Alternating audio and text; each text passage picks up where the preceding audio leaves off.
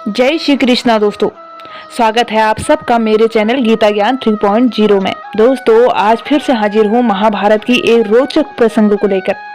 रोचक प्रसंग द्रौपदी और कृष्ण के बीच का। दोस्तों, वीडियो में आगे बढ़ने से पहले अगर आप इस चैनल पर नए हैं तो प्लीज दोस्तों इस चैनल को सब्सक्राइब कर लें। चलिए जानते हैं आखिर महाभारत युद्ध के बाद श्री कृष्ण और द्रौपदी संवाद के बारे में।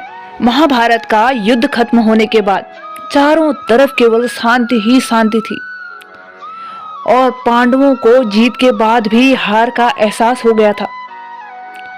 वो ऐसा समझ रहे थे कि वो सब कुछ जीत कर भी हार गए हैं, क्योंकि इस जीत में उन्होंने अपने रिश्तेदारों को खो दिया था।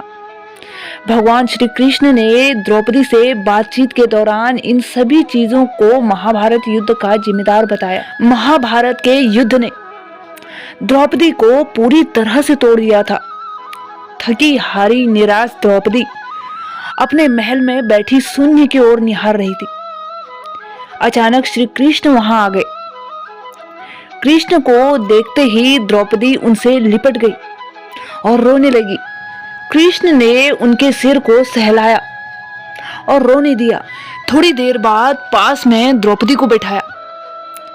द्रौपदी सुबकते हुए बोली, ये क्या हो गया सखा? ऐसा तो मैंने सोचा भी नहीं था। कृष्ण बोले, नियति बहुत क्रूर होती है पांचाली। यह हमारे सोचने के अनुरूप नहीं चलती। वह हमारे कर्मों को परिणामों में बदल देती है। कृष्ण ने कहा, तुम प्रतिशोध लेना चाहती थी। तुम्हारा प्रतिशोध तो पूरा हुआ। दुर्योधन और दुशासन ही नहीं, सारे कौरव समाप्त हो गए। तुम्हें तो प्रसन्न होना चाहिए। द्रौपदी बोली, तुम मेरे घावों पर नमक क्यों छिड़क रहे हो कृष्ण?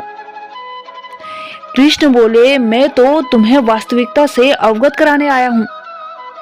हम अपने कर्मों के परिणाम को दूर तक नहीं देख पाते। जब वे हमारे सामने होते हैं तो हमारे हाथ में कुछ नहीं होता। श्री कृष्ण के इतने कहने पर द्रौपदी बोली, तो क्या इस युद्ध के लिए पूर्ण रूप से मैं ही उत्तरदायी हूं? कृष्ण बोले, नहीं, तुम स्वयं को इतना महत्वपूर्ण मत समझो, पर यदि तुम अपने कर्मों में थोड़ी सी दूरदर्शिता रखती तो इतना कष्ट न पाती।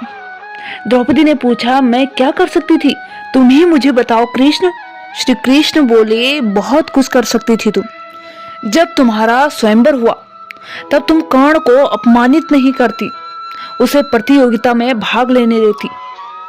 जब कुंती ने तुम्हें 5 पतियों की पत्नी बनने का आदेश दिया तो तुम उसे स्वीकार न करती।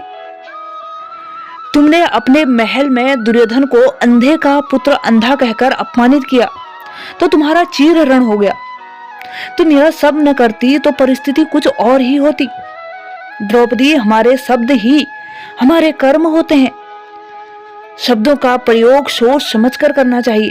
हालांकि इस महाभारत युद्ध के लिए तुम पूरी तरह से जिम्मेदार नहीं हो, परंतु कहीं न कहीं तुम जिम्मेदार हो। अगर तुमने इतने कड़वे बात नहीं कहे होते तो शायद आज परिस्थिति कुछ और होती। श्री कृष्ण की इन बातों से द्रौपदी सन्न रह गई और कुछ नहीं बोल सकी। उम्मीद करती हूँ कि ये वीडियो आपके लिए नॉलेजेबल रही होगी। अगर हाँ तो वीडियो को लाइक करें। अगर आप चैनल पर नए हैं तो दोस्तों इस चैनल को सब्सक्राइब करें और बेल आइकन को भी प्रेस कर दें ताकि आने वाली मेरी हर नई वीडियो की नोटिफिकेशन सबसे पहले आप तक पहुंचे। तब तक के लिए जय श्री कृष्णा दोस्तों।